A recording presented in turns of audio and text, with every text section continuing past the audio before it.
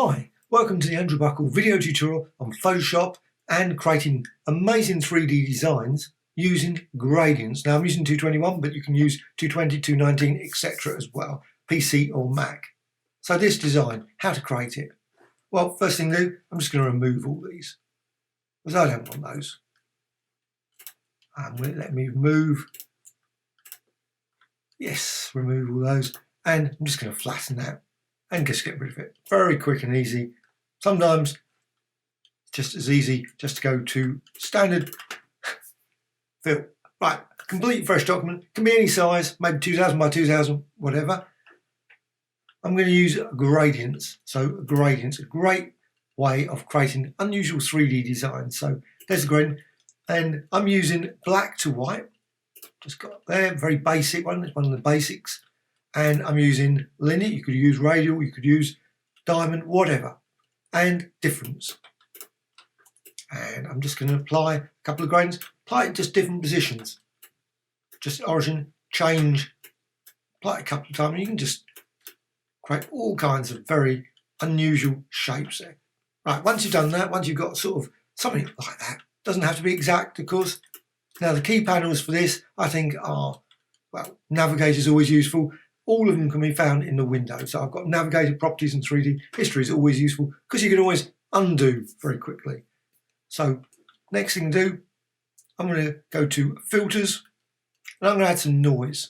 So add noise just there. Now there's a number of other noises available in Photoshop. You can go to various filter galleries, etc., and add some grain there. But I'm just going to go for here 103, that sort of thing, uniform, monochromatic, and click OK. Now I don't want to use that fine detailed grain. If you do in 3D, it's really excellent because what it does creates a nice furry design, which I think is really pretty, looks amazing anyway. However, I want a slightly more sort of coarser design than that. So what I'm going to do, I'm just going to apply a blur. But you could use, maybe go to stylize and oil paint, but blur and Gaussian blur. Go for like something like 4. And you can still see the grain there. And also I'm going to go to image and auto tone. And you get maybe a slightly darker response there. Okay, now you've got your design. And of course it could be any design. You could of course apply other filters here. You could apply twirls, distort it, use different brushes, distort it a bit more. But what you can then do is also go to 3D and new mesh from layer, depth map to, and I'm using cylinder. You don't have to use cylinder, you can use any of these other ones. Sphere, really good as well. But cylinder, I think, creates that lovely sort of long design. Now it takes a few seconds to generate. It's not the quickest. There's the design there. And you can see the design. Now what you can do, you've got various controls up here. And you can move here. That's with the move tool. Just select there. There's all the various options along here for 3D mode. And you can see your design. And you can rotate it, you can do all kinds of things. You can see the look there, it's a furry design, but it's a bit more coarse than fur. So you can just reposition it in the way you like. So once you're happy with your design, I quite like that. Or maybe rotate it so you can see more of that. And you can always, of course, go up here and move the light around as well. Click there, you've got just a little infinite light there, and you can move that around if you want to reposition that. But what you can also do, you've got here layers, properties and 3D. And I always think it's best just to go here to background. So click there, so you've got 3D, again that can be found in window 3D there. So background set, now go to properties and you've got a whole range, and not many. I have to say this is one thing that I find slightly unusual with Photoshop, they don't supply many materials. I really don't know why.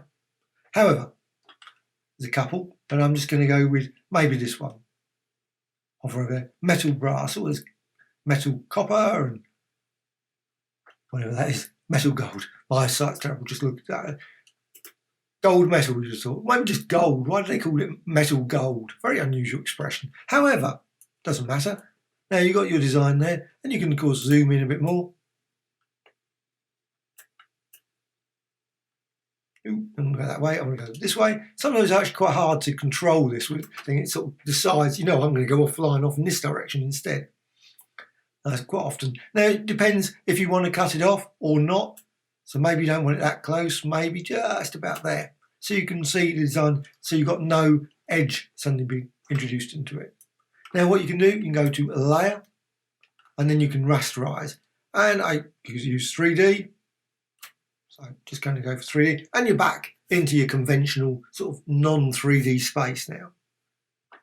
What you can then do is, of course, you can also, just before doing anything else, Layer and Smart Objects, Convert to Smart Object. So it's Convert to Smart Object. I quite like Smart Objects because it means, well, you can modify it, distort it, and it doesn't lose its structure so much in terms of, you can apply lots of transformations, but you can always go back to the earlier state without any sort of destructive effect. So that's always useful. And also you can apply filters and various other things. So if you want, always go to Filters, and you can go to here and maybe Stylize and Oil Paint. And there's the effect there. Maybe not apply too high, because if you push it up to the max, it just ends up smudging it really and smearing it really badly. But you sort of have a reasonably low setting, and it's not, just smears it slightly, so it's not so intense. And also what you can do, you can always go for image adjustments and all various things if you want to recolor it. However, I'm not going to do that. I'm just going to use this. And what you do, hold down the Alt or Option key, and you just duplicate it. And you can see the duplicated design there. And you can duplicate it again. And you can, of course, resize within limits, of course. Resize it to, and maybe rotate it. So you can create different angles. And then maybe hold down the Alt or Option key again. There. And do this obviously a couple of times so you end up with lots of layers there. Now you might want to get rid of that sort of bit down the bottom where you can see that harshness there. Now always what you can do, of course, is you can rotate the whole thing so you have it the other way. Don't have to have it in the same direction.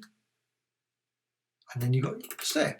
Okay, so you've got all your layers now and you can see the design there. What you can do, you can flatten the whole lot. If you don't want, you can of course apply different effects, modify them, apply brush strokes, whatever. So you've got your design. And what you can do, you can always go to Auto Tone again. There. Maybe you go to Adjustments, maybe recolor it. Maybe you're not happy with that colour. You can always go to Hue Saturation. Maybe go for a green, maybe red. And then maybe go for Image and Adjustments and Vibrance. Just to really, maybe not so intense. You can get a real nice red design there, and you can see there the end result. So a very abstract three-dimensional design created using just a very basic grading and a bit of noise into the mix.